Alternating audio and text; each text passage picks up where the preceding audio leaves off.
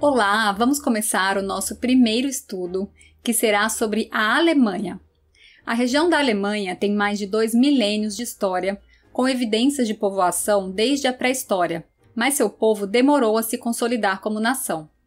Hoje, a Alemanha é muito conhecida por seu alto nível de organização, de educação, qualidade de vida e de segurança. Localizada na Europa Central, a Alemanha faz fronteira com 9 países: Dinamarca, Holanda, Bélgica, Luxemburgo, França, Suíça, Áustria, República Tcheca e Polônia. O país é banhado pelo Mar do Norte e Mar Báltico. Graças à sua posição central, o país é um eixo de comunicação não apenas entre leste e oeste, mas também entre o norte da Europa e os países do Mediterrâneo. Com uma paisagem belíssima de florestas, rios, cordilheiras e Alpes, e também praias do Mar do Norte. As maiores cidades em ordem são Berlim, Hamburgo, Munique, Colônia e Frankfurt. Entre os países da União Europeia, somente a França e a Espanha têm maior extensão territorial que a Alemanha.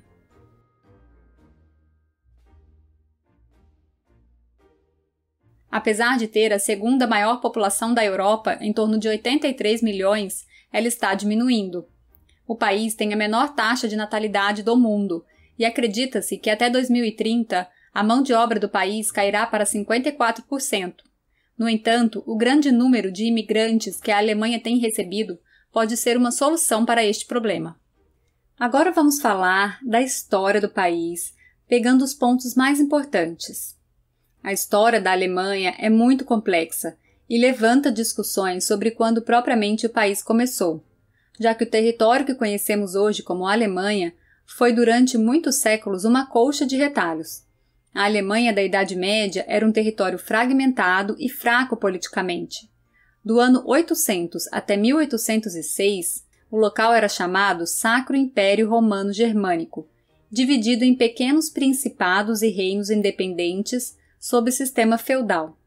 Os costumes, os sistemas de governo e até a religião variavam enormemente entre esses estados, dos quais havia mais de 300.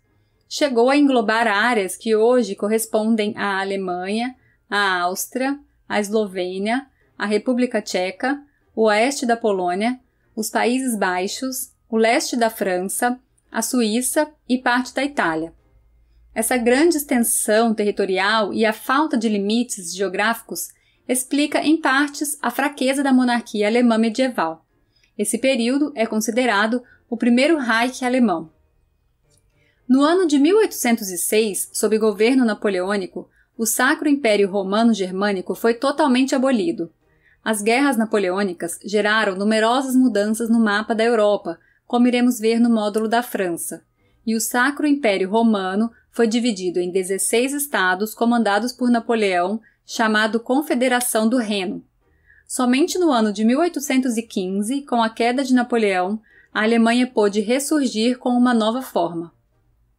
A Prússia, um reino conservador e militarista no leste da Alemanha, se tornou o mais forte dos estados e passou a representar os interesses alemães.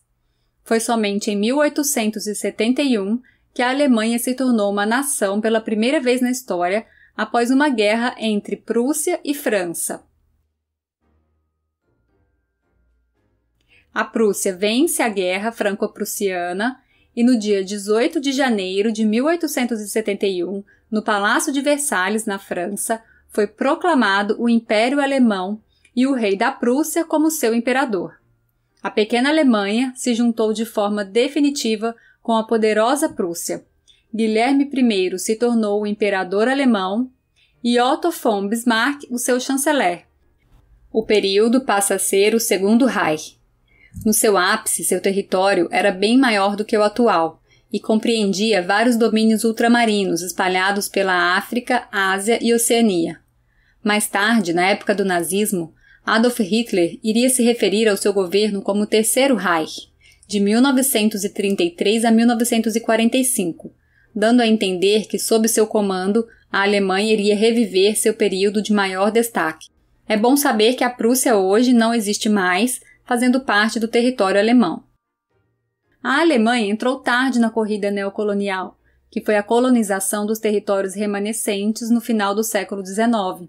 E logo depois da criação do Império Alemão, aconteceu a partilha da África, que ocorreu na Conferência de Berlim. A Conferência de Berlim foi realizada para repartir a África entre as potências europeias da época, se iniciou em 1884 e foi até 1885. Contou com a participação de 15 países, 13 pertencentes à Europa e o restante Estados Unidos e Turquia. Assim, fizeram parte do Império Alemão como colônias, na costa atlântica da África, os atuais Camarões, Namíbia e Togo, na costa índica, Tanzânia e Ruanda. A derrota na Primeira Guerra Mundial fez a Alemanha perder todos esses territórios para a França e Inglaterra e colocou fim ao Segundo Reich, como iremos ver a seguir. Aqui uma linha cronológica para nos situarmos no momento em que estamos. Então, de 800 a 1806 foi o período do Sacro Império Romano Germânico, Primeiro Reich. Em 1871, a unificação do Império Alemão, o Segundo Reich. Entre 1884 a 1885, acontece a Conferência de Berlim, em que há a partilha da África, e em 1914 estoura a Primeira Guerra Mundial. Em 1914, países tinham acordos com países vizinhos para que um protegesse o outro em caso de conflito, e importantes alianças se formaram, como a Tríplice Aliança formada entre Alemanha, Áustria e Itália.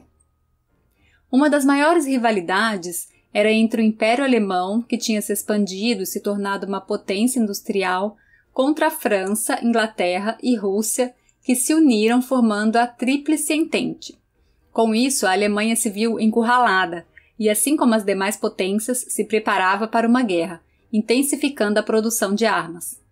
A disputa por determinados territórios estratégicos, interesses econômicos e a corrida armamentista deixava o clima cada vez mais tenso e a sensação de que uma guerra era inevitável. O imperador alemão, se mostrando a favor da guerra, chegou a dizer a frase: "Quanto mais cedo, melhor". O estopim foi o assassinato do arquiduque Francisco Ferdinando, herdeiro do Império Austro-Húngaro, e sua esposa Sofia Chotek, no dia 28 de junho de 1914, fato que ficou conhecido como o Atentado de Sarajevo. Após esse evento, a Áustria passou algum tempo considerando como reagir ao crime e consultou a Alemanha, quando o imperador alemão deu carta branca aos austríacos, prometendo apoiar a Áustria no que o país decidisse fazer. A guerra, então, estava armada e se iniciou com a Alemanha, que tinha planos de expandir seu território, invadindo a Bélgica, para depois invadir a França. Em 1918, termina a Primeira Guerra e junto com ela também chega ao fim o Império Alemão, que após a derrota entrou em colapso.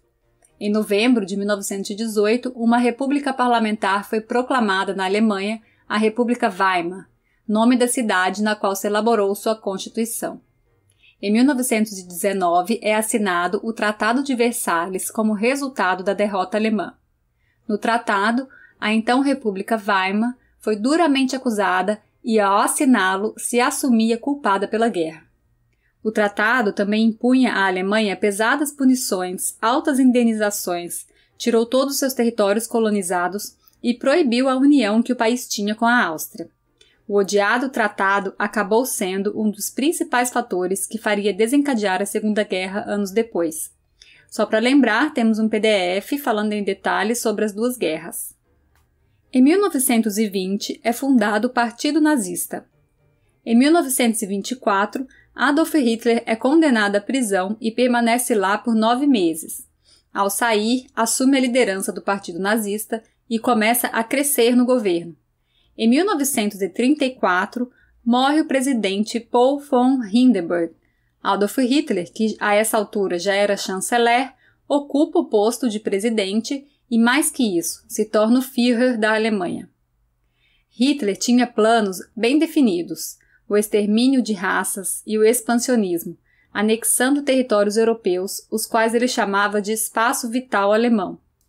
Seu plano consistia em incorporar a Áustria, a Tchecoslováquia e a Polônia, confrontar a França antes da conquista da Rússia e na obtenção final do domínio mundial, talvez com a Grã-Bretanha como uma espécie de parceiro.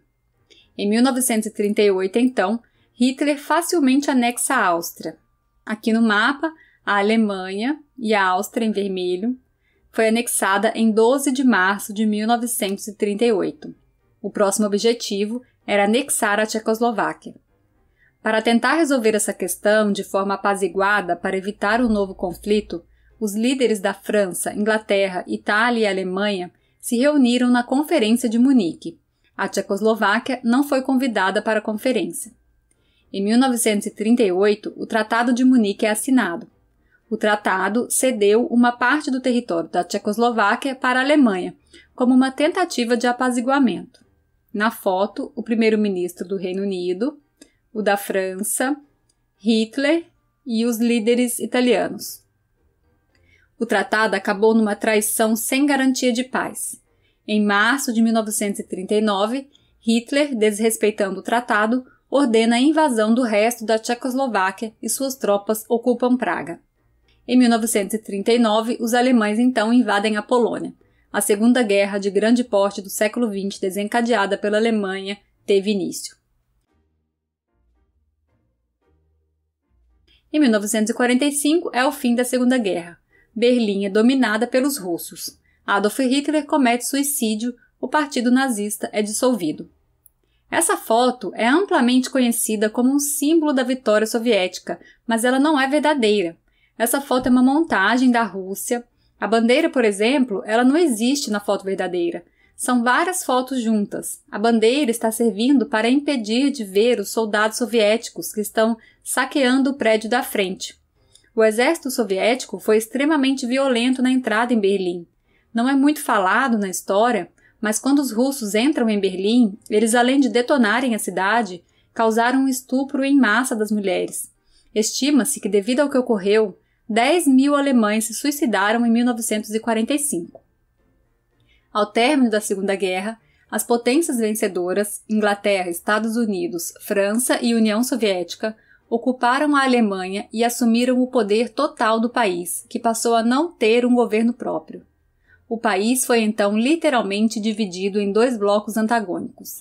No oeste, a República Federal da Alemanha, RFA, sob regime capitalista.